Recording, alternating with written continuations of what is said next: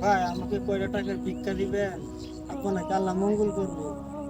মঙ্গলবার আর বুধবার শুক্রবার বুঝি না, আমার পকেটটাই খালি, আমার কাছে টাকা পয়সা কিছু নাই, আমার কোনো চাকরি বাকরি নাই।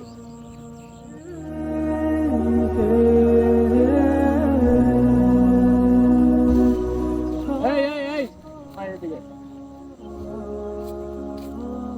ওই সামনে একটা মসজিদ আছে, এই মসজিদের মধ্যে এই যে আনোয়ার ভাই এই নামাজ পড়তেছে, উনির কাছে গেলে কিছু না কিছু তোমাকে দিবে। আচ্ছা ঠিক আছে, যাই তাহলে। যাও, তুমি নিশ্চিত কিছু পাইবা, আর তুমি খালি হাতে ফিরে আইবা না। তুমি যাও, ওই মসজিদে যাও। আচ্ছা।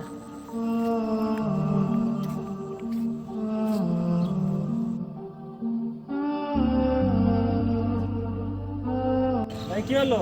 আয় বললা। ভাই আমি তো ওনার কাছে ভিক্ষা চাইতে পারবো না, ও নিজেই দেখলাম ভিক্ষা চাইতেছে।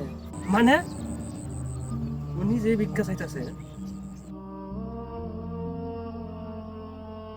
ইয়া আল্লাহ, তুমি জীবনে আমাকে অনেক কিছু দান করছো আল্লাহ। ইয়া আল্লাহ, মনের নেক বাসনা গুলো আল্লাহ যা আছে আল্লাহ সবকিছু আল্লাহ তুমি সবকিছু আল্লাহ পুরা করে দাও আল্লাহ। ইয়া আল্লাহ, একটা গাড়ি কিনবো আল্লাহ, তো অনেক কত সম্পদ আছে, আরো কিছু শর্ট আছে আল্লাহ, সেই তৌফিক দান করো। ইয়া আল্লাহ, তুমি সেই তৌফিক দান করো আল্লাহ। আমি ওরে নিজেই দেখছি মসজিদে বসে আল্লাহর কাছে ভিক্ষা চাইতেছে, আমি ওর কাছে কি ভিক্ষা চাইবো?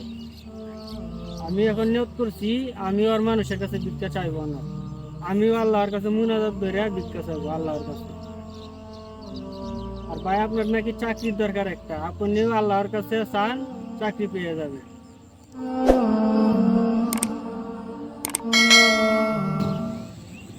কথাটা রাইট বলছে, কথাটা খারাপ বলছে আমি না। ঠিক আছে, আমি আর চাকরির লাগা মানুষের কাছে হাত পাতবো না, বলবো না, বলবো না যে ভাই আমার একটা চাকরি দেন। আমিও আমার আল্লাহর কাছে চাইবো যে আমার একটা আল্লাহ ভালো একটা চাকরি দেওয়ার জন্য। নিশ্চয়ই আল্লাহ তাআলা পরাক্রমশালী ও দানশীল। কখনো আন্তরিক বান্দা তার দিকে হাত তুললে সেই হাত তিনি খালি ও হতাশ অবস্থায় ফিরিয়ে দিতে লজ্জিত হন। আল হাদিস।